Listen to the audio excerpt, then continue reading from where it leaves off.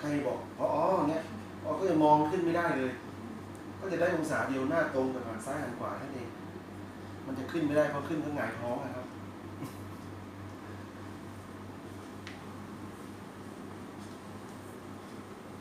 เดี๋ยวมาพบแป๊บนึงเดี๋ยวบ่ายเนาะหลังประกบหลังนะดูไม่เอาออกกี่โมงนะหลังเที่ยงแล้วก็ฮอก็นัดกันอีกทีเนาะโทรถามน้องว่าผมอยู่ไหมวันไหนถ้ามาเสาร์อาทิตย์ส่วนใหญ่กันนิดถ้าเสาร์อาทิตย์เนี่ยก็จะไม่เจอผมโทรสายตรงก็ได้โทรสายตรงผมเลยก็ได้เมมเบอร์ผมก็ได้เพราะว่าอาทิตย์ที่แล้วเราไม่อยู่3 วันผมไปสอนที่จังหวัดตากสอนนักเรียนนักศึกษาที่ตากเมมเบอร์ผม098 297 5614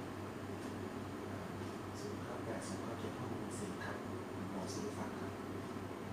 คือผมเป็นหัวหน้าที่นี่อยู่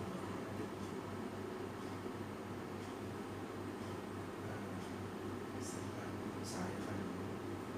ครบตัวคอแล้วตัวมือก็ใช้ผมดันหน้าผากที่ข้อมือแล้วก็เอาตัวลูกพวกดันไว้ใช้ขา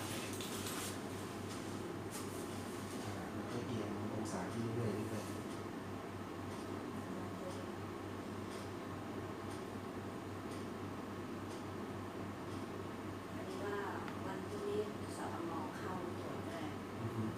ไปใช่จริงๆเขาเข้าตั้งแต่อาทิตย์ที่แล้วแล้วค่ะแต่ครั้งนี้เราก็อยู่เขามาได้แค่2 วันเราบอกว่าเดี๋ยวต้องเพราะว่ากลัวว่าหมอจะให้แอดมิดเขาก็ไม่ได้ให้แอดมิด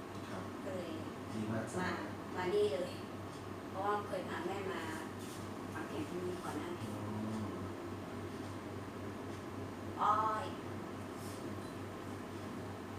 เวลาเงยคอนี่มันมีช็อตมีอะไรลงมาแข็งไหม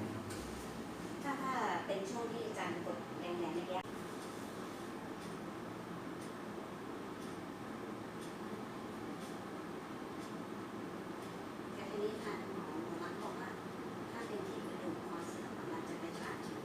ใช่ครับมันจะลงปลายนิ้วแต่ถ้าเกิดมันไม่เบียดชิดรากประสาทองศาการกดทับมันไม่มากมันก็ชาได้เหมือนกันนะแต่อาจจะไม่ถึงปลายนิ้วพอมันจะชาแค่แถวนี้แถวต้นแขนเนี่ยมันแบบคืออาการมันไม่หนักมากตรงนั้นแต่ถ้าอาการมันกดทับมากๆอุ้ยนี่เลยปลายนิ้วปลายมือชาแซ่บๆเลยแหละแต่ตอนนี้ผมก็ยังไม่ทิ้งเรื่องกระดูกนะผมก็ยังสงสัยเรื่องกระดูกอยู่แต่ว่ากล้ามเนื้อมันมีปัญหามันเห็นได้ชัดกว่าตอนนี้กล้ามเนื้อเป็นมัดเลยมันเกร็งขึ้นมาเป็นมัดให้เห็นอย่างนี้แต่ปกติกล้ามเนื้อเราเนี่ยมันยากมากที่จะมองเห็นขึ้นมาเป็นก้อนเป็นลำขึ้นมาถ้าไม่สัมผัสตรงนี้จริงแต่ของพอเนี่ยมันขึ้นแบบคือดูจากตรงนี้ใช่ไหมเกร็งเลยครับแล้วถ้าดูจากด้านข้างล่ะคะด้านข้างจับดูก็ได้สัมผัสดูก็ได้ครับอันนี้มันจะเหมือนโครงโผล่เนี่ยมันจะเป็นคืนใช่ครับใช่ก็เป็นตั้งแต่ครั้งแรกแล้วสงสัยจะมีเส้นคอตรงนี้มันเกร็งมันไม่คลายตัวไงมันเกร็งอยู่ตลอดเวลาไงครับมันจะลุกขึ้นไม่ได้มันก็จะมีเสียวปั๊บตรงนี้ฝั่งนี้เลยนั่นแหละนี่คือความกินแล้วก็หนูจะบิดตัวไม่ได้หรือจะนอนนิ่งคอเนาะใช่อันตรายเนาะ